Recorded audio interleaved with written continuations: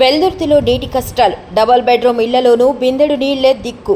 ఒక బిందెతో స్నానాలు, బట్టలు ఎలా అంటూ మహిళలు ఆవేదన వ్యక్తం చేస్తున్నారు.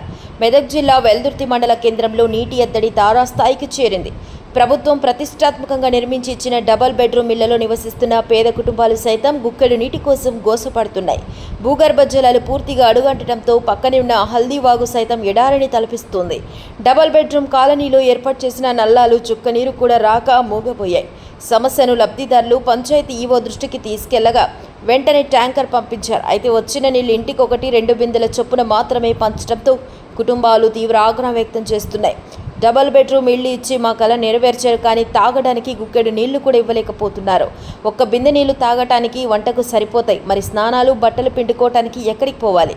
పిల్లలను స్నానాలకు, అదే విధంగా బట్టలతో ఉతకాలి. రోజుల తరబడి మురికి బట్టలతోనే కాలం వెల్లదీస్తున్నామంటూ మహిళలు కన్నీటి పర్యాంతమయ్యారు. డబుల్ బెడ్రూమ్ కాలనీలో వెంటనే బోరు వేయించి నీటి కష్టాలకు శాశ్వత పరిష్కారం చూపాలని బాధితులు గట్టిగా డిమాండ్ చేస్తున్నారు. ఇల్లు కట్టించి ఇచ్చి చేతులు దులుపుకుంటే సరిపోదు, నీళ్ల సౌకర్యం లేకపోతే మేమెలా బతకాలి? ప్రస్తుతం ట్యాంకర్ నీళ్ల కోసం ఎండలో గంటల తరబడి క్యూ కడుతున్నాం. వృద్ధుల పరిస్థితి మరీ దారుణమని కాలనీ వాసులు మండిపడ్డారు. మిషన్ భగీరథ పైపు లైన్ ఉన్నా చుక్క నీరు రావటం లేదని అధికారులు వెంటనే స్పందించి రోజుకు కనీసం 2-3 ట్యాంకర్లు పంపించి తాత్కాలిక ఉపశమనం కలిగించాలని కోరుతున్నారు. లేని పక్షంలో ఖాళీ బిందెలతో పంచాయతీ కార్యాలయాన్ని ముట్టడిస్తామని, ఆమరణ నిరాహార దీక్షకు దిగుతామని గ్రామస్తులు తీవ్ర స్థాయిలో హెచ్చరిస్తున్నారు.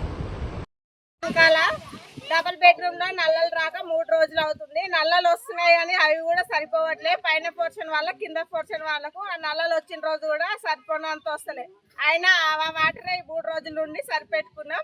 చిన్న పిల్లలు ఉన్నారు, మేము పొద్దున్నే పనులకి వెళ్ళిపోతాం. వాటర్ రాక 3 రోజుల నుండి స్నానాలు చేయలేం, బట్టలు ఉతుక్కోలేం. పిల్లలు ఉంచుకొని పిల్లలు కూడా ఎంతో ఇబ్బంది పడుతున్నారు వాటర్ లేక. ఈరోజు పని మానుకొని మరి వాటర్ కొరకు ఉన్నాం, కానీ ట్యాంకర్ వచ్చింది కానీ మేము కోపులలోకి పోయించేసరికి అవి సరిపోలేవు. మరి ఉన్న వాళ్ళు పట్టుకున్నారు, మరి ఇప్పుడు మేము లేవు. మరి ఇప్పుడు మేము ఏం వాడుకోవాలి? మాకు బోర్ శాంక్షన్ చేయండి. విలేకర్స్, సర్పంచ్ అందరూ ఒకసారి మా కష్టాన్ని మీరు సహాయం దయచేయండి.